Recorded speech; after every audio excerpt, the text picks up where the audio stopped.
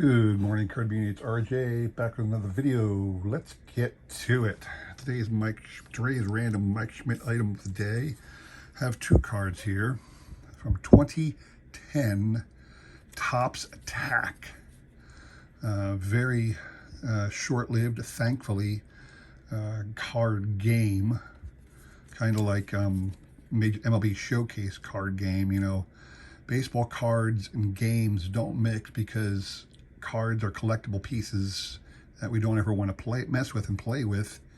And the concept of using these as game cards, well, they're going to get dinged and dented, does not appeal to most people, but the card company is still trying to get people to look at these as toys, which they just aren't.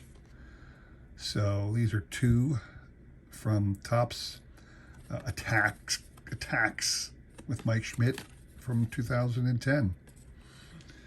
My random baseball item of the day, pulling this one way out of the hat. I'm going to show back these awesome holograms, see if I can catch the light on them. This is from 1989, Upper Deck's first release, their little insert. Everybody felt that they had to have an insert in cards back then. Topps had gum. Domino's went to puzzle pieces. Fleer did stickers. When Score came out, they had those Magic Motion trivia cards. So Upper Deck decided they'd also do stickers, but make them holographic stickers. This one just isn't catching the light very well. But it really does. I mean, if you saw these, there you go. It really does catch the light, and it really does have a 3D effect on the logo behind it. And then the next year, for whatever reason, they were smaller that year, but the next year, they were standard card size team logos. So there you go with Braves on that one. And that was the random insert in Upper Deck products. I used to love getting those because I had the whole set of teams at one time.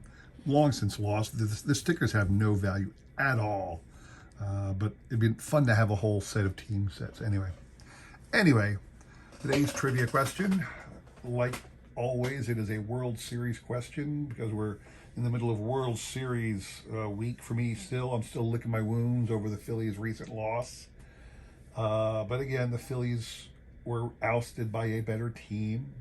They never should have been in the World Series in the first place, so they can hang their head high and be proud of their accomplishment. So today's prize I will show off. Fleer Game Time. This is from Fleer 2001, so this is a very early, Ichiro card, numbered 1917 out of 2000. Next game. I don't know why it's just some random insert from the Fleer Game Time things. Might be part of the main set, being card number 91, but this is a parallel. Or just a numbered card insert. So it's a numbered to 2000 Ichiro card. 2001, his rookie year. For this question, who was the first Major League Baseball player from Japan, as Ichiro was, from Japan to win a World Series? American World Series. I don't want anybody being funny with me. And say, well, the Japanese World Series was first played in 1940, whatever. No. Who was the first Japanese-born player to win a United States World Series title? Email me that correct answer. I'll include a copy of my email in the description below, along with the repeated question. You've got today and tomorrow to answer. We'll pick a winner on Sunday, all right? There you have it. So today, I want to show off some cool stuff I got from my LCS this past week. Just some random junk. My LCS has this great little table that they do out front. It's a series of tables, actually. The whole front of the store is lined with tables, and on the tables are a bunch of boxes and random stuff. And it's just the $5 bin. Anything in the box is $5. Or if you buy 5, you can get 5 free. So 10 items for $25. And I do that almost every week. Mostly I'll wait about a month because, they don't put new things out all the time. You got to pick and choose when you get the new stuff. So, but I just went back again this past Saturday, and some of the cool things I got. So for $5, or actually $2.50, this is not a bauble. It's actually a mini statue because if the head doesn't tilt, it's just a giant head statue. Ivan Rodriguez, says Pudge on the base, got Rodriguez's name on the back. You can see it's Texas Rangers. The hat's like a rubberized hat. The brim dips and whatnot. It's not articulated anyway. You can see right here, Equity Sports. So I'm assuming this was like something sold at the stadiums, or you know, you got it at some random store next door or in the Texas area. I did get a bauble of Cal Ripken. And again, for $2.50, a Cal Ripken bauble is not a bad thing. This has the official Cal Ripken Jr. logo. It's been scratched off a little bit there.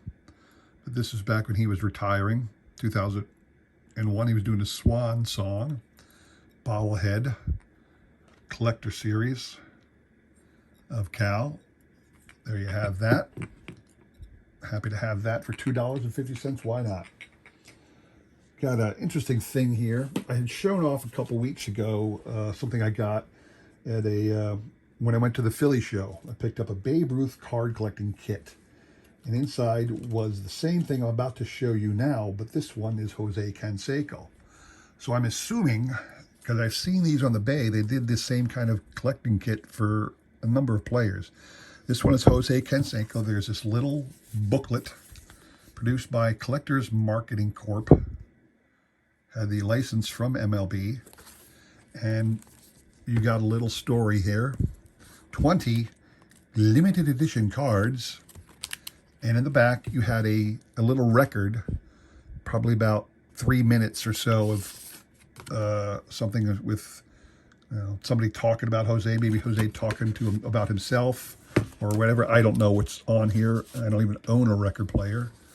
There were 3 empty pages. I just found, since every page is 4 cards, I found 12 cards that had Jose Canseco on the Athletics and dropped them in the back here. So I have a full binder of Jose Canseco on the Oakland Athletics. And again, this whole thing might be worth $2.50. I don't know. But I thought for $2.50, I'm going to snag it and be happy with it. A couple other things I got. Kmart set from 1982. I had spoken to y'all about before. I picked up another one of these from my LCS a couple of weeks ago, but what I found was it wasn't centered properly. This one is much better centered. All right, and I think I'm going to start using these cards and sending them off to PSA, get them graded, to complete my PSA set register of the Kmart set, because I want to get the whole thing. I look at this set, like I said, as the first official box set of the modern era, where some store cooperated with a card company, in this case Topps and Kmart cooperating, to put out this little set here of 44 cards and put it in this little box and sell it at their stores. This one says $5. I'm not sure if that was the original cost at Kmart or what the reseller did when he sold the card. But these are easily had anywhere in the world for $1 or $2, $5 maximum, because they made so many of these sets in the day. And since I'm a set collector and I love box sets, I want to get the PSA set register of that set completed. So I picked up that one because I looked through all the ones they had at my LCS, and that one was the best centered. Picked up a couple other cool sets. 1996 Cal Ripken Jr. by Upper Deck. This was in honor of him breaking the Ripken record. It's a set of 22 oversized cards. These are 3.5 by 5. Various poses. I'm going to go through real fast.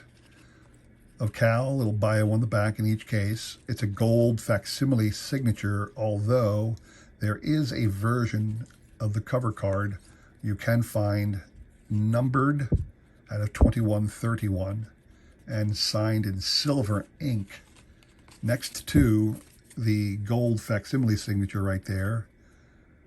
You can find a silver inked one out there in the world. I'm sure that costs a pretty penny. I do not have it personally. I just picked up this set, again, for $2.50 at my LCS in the junk bin. Why not, right? For $250, I'll do that all day long. Another one, same year, 1996. This is the All-Star Game set. It was at the All-Star Game in Philadelphia. I was at this game, believe it or not. And it's just a reprint and oversized fashion. This is, again, 3.5 by 5 of their 1996 Upper Deck cards, all of the starters from both leagues. And the numbering is, even the back, it's numbered the same as their cards would number in the basic set. Love that Biggio card. And that's really all there is to it, although these all have this little All-Star logo on them that obviously the base set of Upper Deck did not have, but that's 18 cards. The 18 starters, your National and American League starters for the 1996 All-Star Game. Once again, for $2.50. I'm never going to turn that one down. Couple more less interesting things, but again, for $2.50, why not? Found this awesome magazine, Legend Sports Cards Memorabilia, Legend Sports Memorabilia. This was a huge magazine back in the day, back in the early 90s, because the artwork on the cover was second to none. And you could get these, and if you got them signed, it was a hell of a presentation piece to get that sucker framed. And this was the Nolan Ryan tribute. Obviously a picture of Nolan Ryan in his pitching motion, and then one portrait shot of him on each of his teams. And I got this interesting thing. Heroes of the Game, 1994 Collector's Edition. It's hand numbered 175 out of 6,000. On the back, there's a great Hank Aaron image.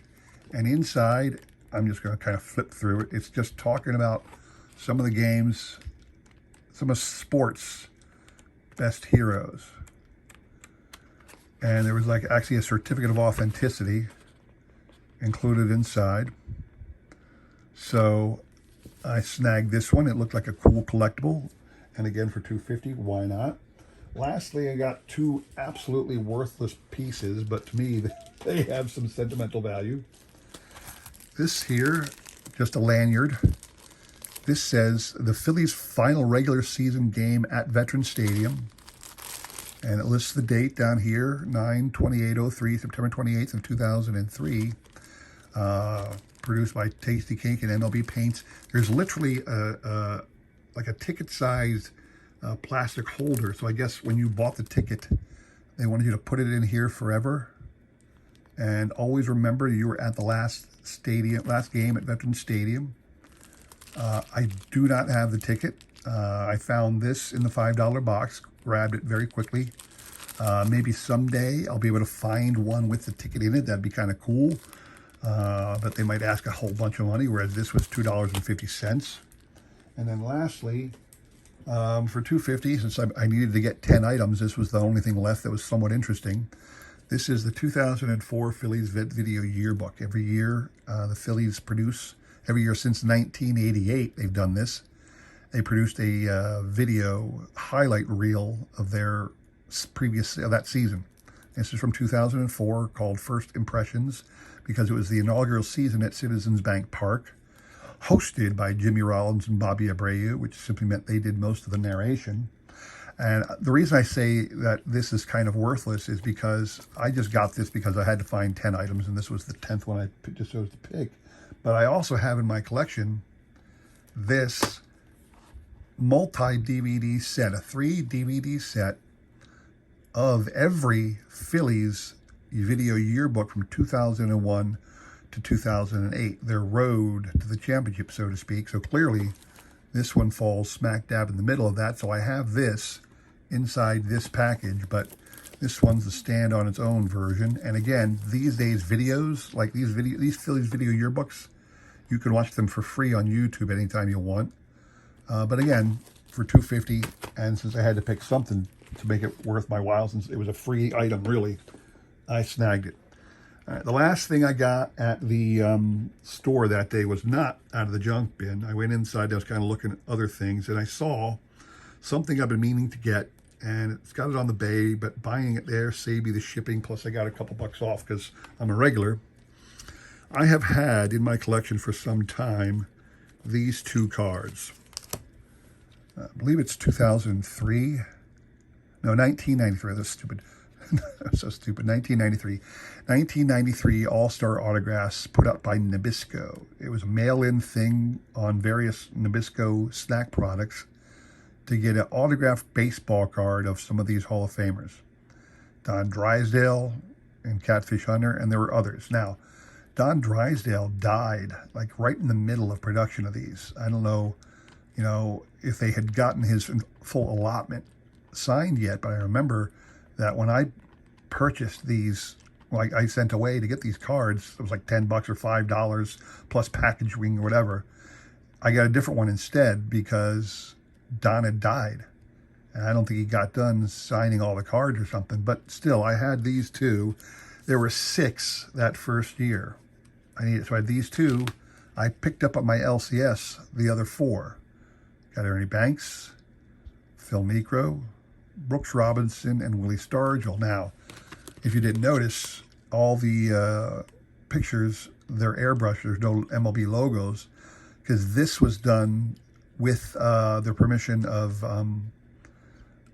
Nabisco, along with the individual players. That's the only licensing that was had, the individual players themselves. So these 6 players made up the 1993 offering. Now, they produced a whole bunch more. I think they would have did like 13 or 14 in 1994, and I have 2 of those.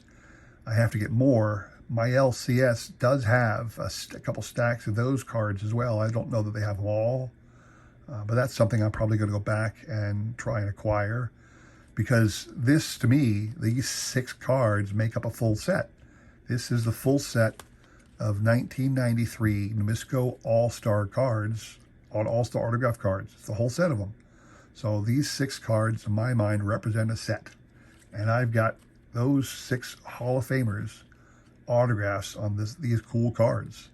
And any Hall of Famer, here's Ernie Banks, a member of the 500 Home Run Club, Here's Phil Necro, a member of the 300 Win Club, I mean, these are just fantastic cards to have in anybody's collection. And some of them only go for like $10. So I'm thrilled. Anyway, that is all I had to show you today. Hope you appreciated that. Hope you liked it. Please consider subscribing, commenting, and all that jazz. Don't forget the trivia question. Hope that you'll throw some answers out, and we'll pick a winner on Sunday, all right? Thanks for all the support. I appreciate it, and I hope to see you again on Friday, all right? Take care.